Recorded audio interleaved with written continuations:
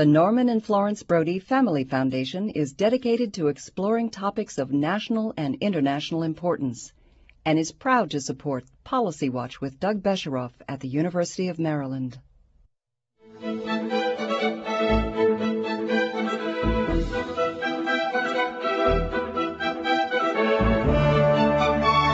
From the University of Maryland, this is Policy Watch with Doug Besheroff. The United States is on the threshold of fiscal crisis. In the decade ahead, America faces a crippling national debt and dismal personal savings rates. President Bush has promised to fix our ailing Social Security system and reduce the federal deficit during his second term. Are America's political leaders prepared for the challenges ahead? To find out, Policy Watch is joined this week by Peter G. Peterson, former Secretary of Commerce under President Nixon and author of the best-selling Running on Empty: How the Democratic and Republican parties are bankrupting our future and what Americans can do about it. Peter Peterson, successful businessman and former Secretary of Commerce in the Nixon administration, and most recently, author of Running on Empty. Welcome back to Policy Watch. Thank you, sir. In the first segment, we talked about the deep hole the United States has gotten itself into, and in fact, the hole that many other nations developed. Yeah, we're all in this one together. We are, certainly.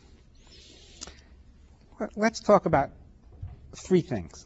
First, Social Security, how it's doing, what's needed. Then Medicare, Medicaid. And then let's ask the question, why aren't the politicians, why isn't the government responding? Social Security first.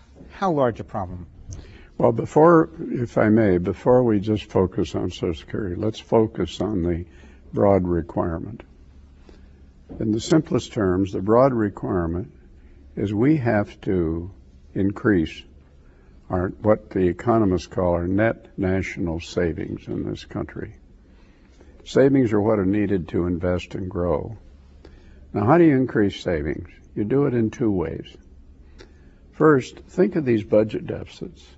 And I think there's all too much discussion about the precise effect on interest rates, and not enough on a much more fundamental point.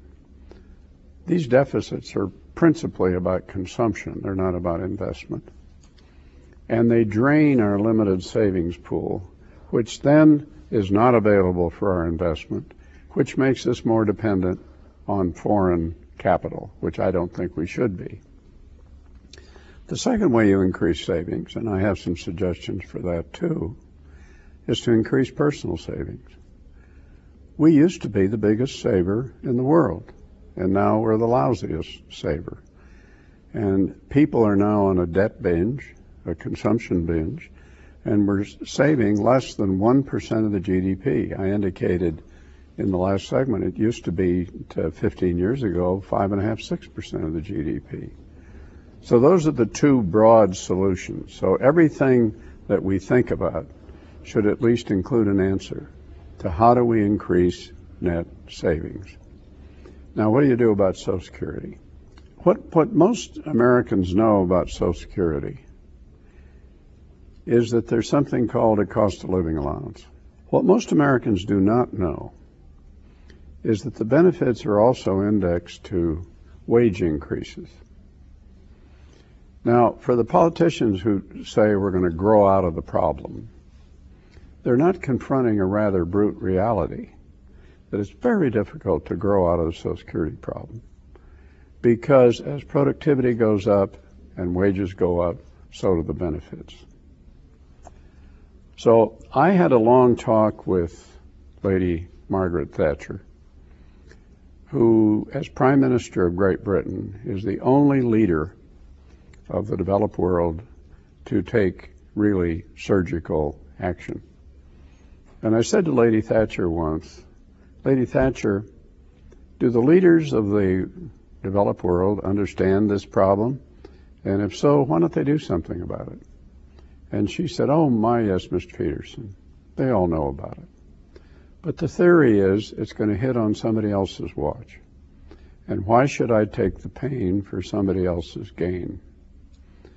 Now, what did she do? She eliminated the wage indexing. And Great Britain only has inflation indexing. Now, if we were to do that in this country, we would eliminate the entire unfunded liabilities for Social Security. Now, I've tried other reforms, increasing the retirement age, affluence test, a smaller COLA. And what I've found in political terms, and maybe it's my limitation, I don't know, is that if you have a series of smaller changes, it leads to a consensus of negatives. I think this idea would be easier to sell. Why? I'd like to see a discussion where children and grandchildren are sitting around the same table, and for the first time they all understand what's going on here. And they understand that you're talking about major increases in payroll taxes and so forth. The dialogue would go something like this. The kid would say to the parent, you know, I didn't realize that you were slipping the check to me. And the parent says, well, frankly, I didn't realize it either because I keep being told everything's fine for 30, 40 years. So we got to do something about it. Now, a melancholy fact about America is that about a third of the people who approach retirement at 65 have no savings at all. 20% of the elderly, the poor segment, depend on Social Security and the benefits for 91% of what they have. Now, I've been a Republican all my life, and we have several groups in the Republican Party. One of them is the Star of the Beasters you may have heard about. And their idea is you ought to just cut taxes and then you won't have revenues. And then you just have to get rid of these programs when you have a crisis. And I say to them, you know, you people better be careful what you wish for. You're suggesting to me that you can have 77 million boomers, a doubling of the elderly population, some significant percentage of whom have no savings. And you're going to announce to them one cheery day, sorry folks, there's no money. And as I understand what you're saying, they're going to say, thanks, I needed that. I deserved that for my profligacy. Or don't you think there are going to be some social and moral and other effects? And by the way, gang, when in a crisis did the government get smaller? So I think we have to provide that safety net, but we have to figure out a way of supporting it. Now, to the kids, they might say, well, I thought I was going to get more benefits. And I'd look them in the eye and say, staggering percentages of you don't think you're going to get any benefits. And by the way, how do you feel about those tax increases? So in this scenario, the parents and the children get the same benefits after inflation. Now, how do we solve the savings plan problem? This will strike some people as pretty radical, perhaps, but I come to this conclusion soberly and slowly. Some years back, I was asked to chair a committee that was a presidential congressional committee on how to increase savings in America. And I had the smartest savings economists from both parties that I could find. And I asked him a simple question. We have a lot of tax incentives for savings. How effective are they? What happens? Because we still aren't saving much. And they said, well, the net effect is limited. I said, why is it limited? And they said, well, many of the people who use these incentives would have saved anyway, and the incentives cost money, so the net increase is not large. But you guys say we have to increase savings. What are you saying to me? And they said, what we're saying to you, and they were virtually unanimous on this, in our consumption-obsessed society, it has to be made mandatory. And this is what Singapore has done and what Chile has done and what Australia has done. So I propose that workers set aside 2 to 3% of their pay, that this money is taken out of the hands of the government because the government has demonstrated it'll spend the money. You have a private public sector board that takes this money, it invests it in index funds, both equity and fixed income. Everybody has an account. Some people say it's a tax. I'm saying, no, it's not a tax. It's savings. It's your money. And I make those two changes as my answer to the retirement problem. And those two changes, well, the first balances the books over time. And the second increases, well, the first increases net savings because it greatly reduces the deficit. And the second one increases personal savings, which is what I think we have to do in this country. I think also, both in the British situation and in other parts of the world, a slow weaning from the size of the final benefit will increase or encourage savings as well. I think we all remember in 1981 when then Secretary of HEW in those days, wasn't it, Schweiker, announced over a weekend that there was going to be a one-year increase in the retirement age in Social Security for next year. He was that turkey I was referring to. Let's talk about... And this is why I believe this has to be done in a bipartisan way. It can't be done in a partisan way, and it certainly can't be done in an election. Well, we'll get to that in a moment, but in the 2004 election, right, when Howard Dean was riding strong in the polls, his Democratic opponents found some obscure measure that he had supported that was a minor trimming of Medicare, right? And he became the enemy of the elderly. This is not an easy course to take. You know, I've learned a lot from you, but I didn't learn something just now. That I do appreciate. This is the third rail. It's the most toxic subject in the world, and that's why it has to be handled with great skill, bipartisan presidential leadership. But I am, having looked at your earlier books, I did notice, as you mentioned, that you have suggested other things in the past, including an increase in the retirement age gradually, and greater taxation of benefits, and you've now abandoned those proposals. Well, I think this is a simpler one, and I'm looking for one that I think on the one hand provides a safety net, but on the other hand is a proposal that is more saleable. See, I've been through the battles on this. If you try to increase the retirement age, and I was on President Clinton's Entitlement Reform Commission, the head of the Coal Miners Union gets highly emotional, very sincere, and say, how can you possibly think of increasing the retirement age? The poor coal miners, you know, have all kinds of emphysema and so forth. And I look at him and say, sir, if a person has a health problem, this country can obviously adapt to that. But it's a very emotional concept. Somebody else in the union says, you know, you're working hard all your life, you fat cats don't understand this, their bodies are worn out and, you know, they can't work longer. The blunt fact is that I'm 78 years old, I just feel great. Most people these days are in good health longer than they were. When Social Security was set up, you lived about 11 years at age 65. You're now living 18 years, and by and large much healthier than you used to. If you propose reducing benefits for the fat cats, which I did in the earlier books, and you say cut the benefits progressively for people making more than median income, you have a progressive income tax. Why not have a progressive benefit reduction?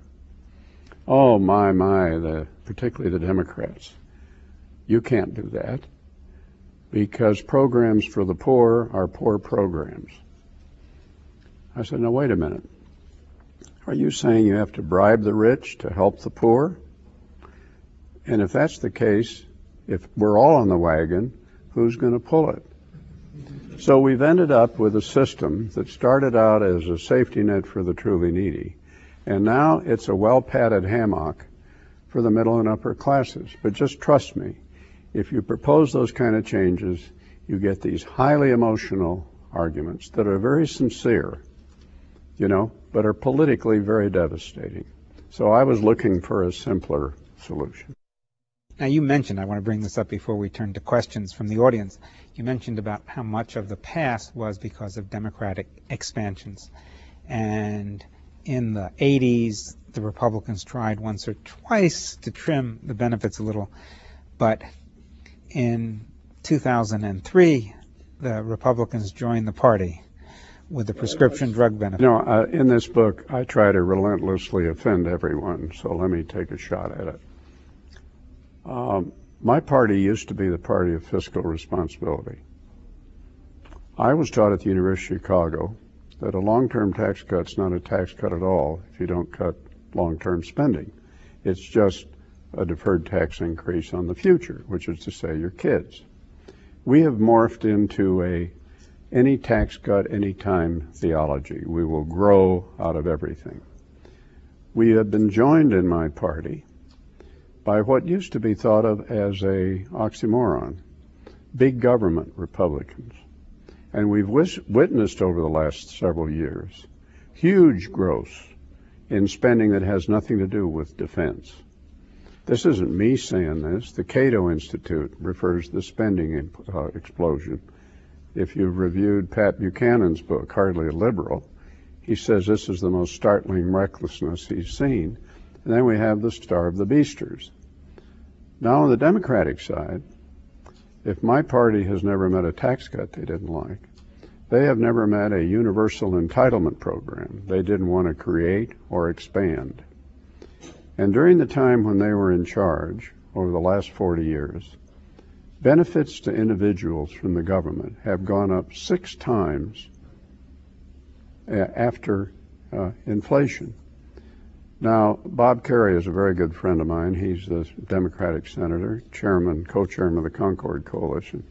I said, hey, Kerrey, where is the Democratic plan for Social Security? He says, Pete, I'm surprised you haven't heard of our plan. I said, well, no, what do you call it? He said, we call it the do-nothing plan. Well, we now come to Medicare, which is a much larger problem than Social Security. The Democratic reaction to that, even though every scholar I know that studied Medicare thinks it's unsustainable, it's over 80% of those unfunded liabilities.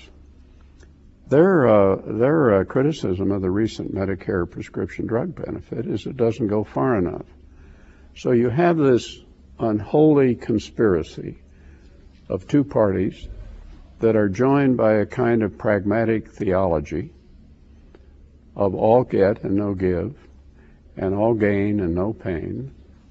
And don't you ever suggest that anybody should give up anything for the future or for the common good or for the children. Now, is that the politicians or is that the people? In the first of these events here at the University of Maryland, Colin Powell spoke, and he was asked by someone in the audience, did he think he'd ever run for president? And I still remember the answer to his question. He said no, because the American people were not prepared to hear the honest truth about entitlements. And I'm just wondering, we watched in 2004 debates, John Kerry look sternly in the camera and promise middle-class tax cuts. He didn't promise to balance this or that. He said he promised more tax cuts and then he would soak it to the top 1 or 2%, which everyone knows is not enough money. Maybe the politicians understand something about us. Well, in George Bush's main proposal, let's be honest here, he's the first president since John Quincy Adams not to veto a single bill during his term. Now, he had a big objection to all this spending. There's a very elegant way for dealing with that problem. His proposal, in turn, involves 2 things. Number 1, let's make the tax cuts permanent, which just aggravates the long-term problem.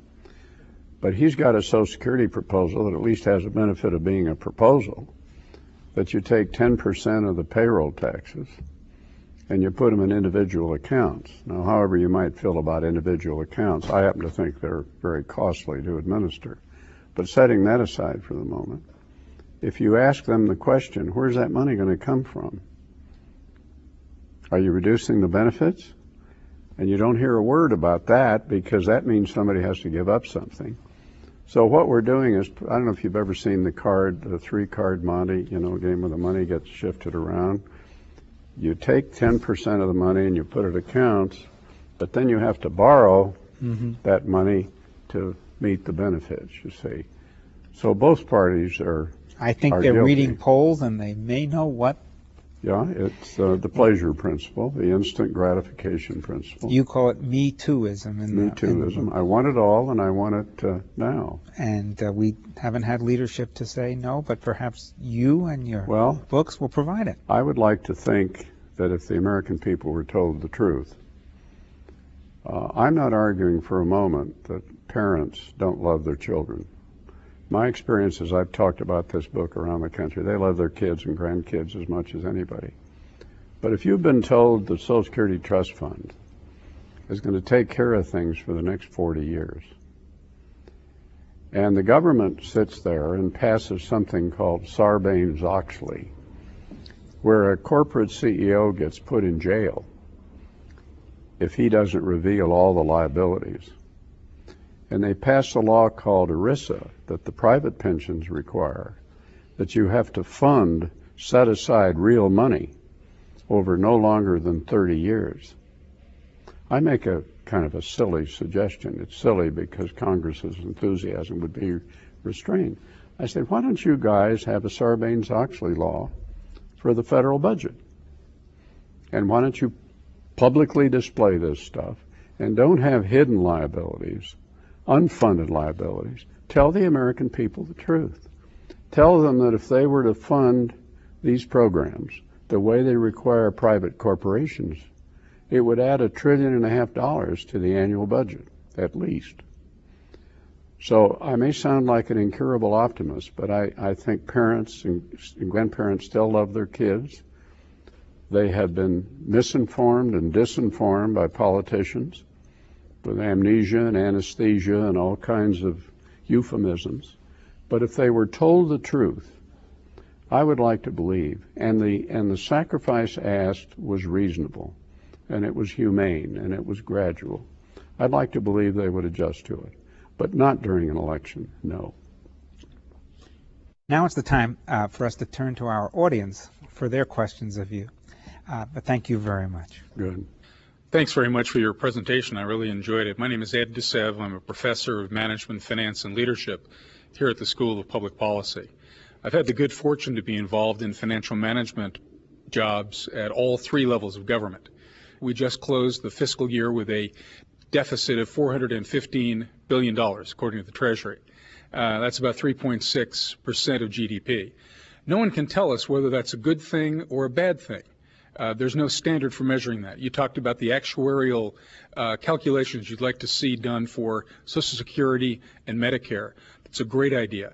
But we also have no capital budget in the federal government, so our deficit reflects actuarial contributions. It reflects the cash flow shortfalls, but it also reflects the nature of capital spending. What kind of benchmarks would you put in place, A, and B, what kind of reforms to the processes and budget concepts that we all deal with would you suggest to Congress so that we can deal both with our short-term deficits as well as with the entitlement looming deficits that we have?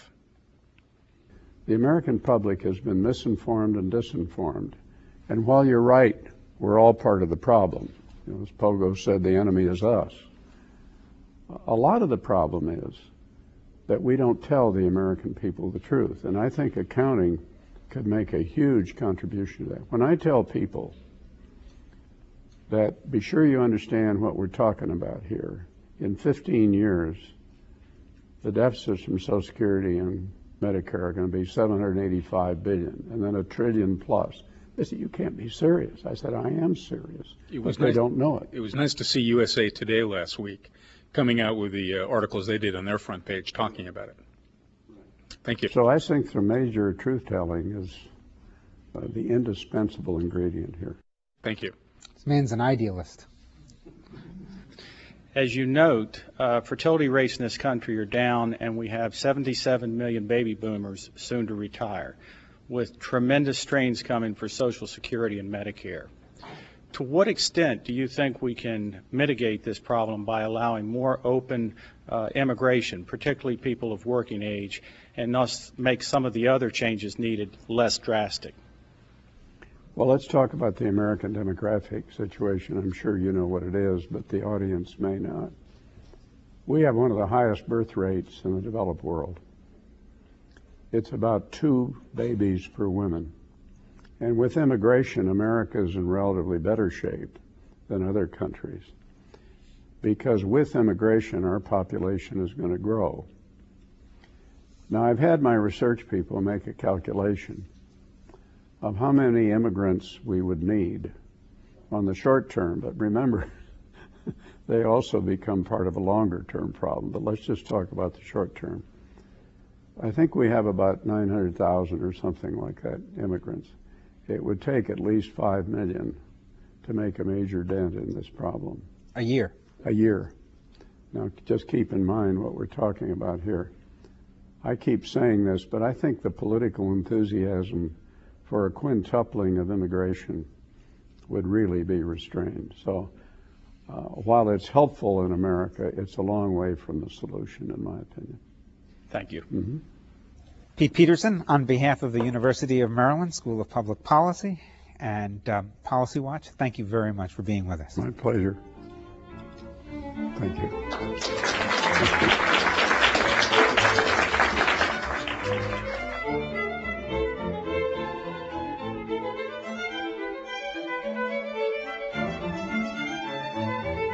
This program was produced by the University of Maryland, which is solely responsible for its content.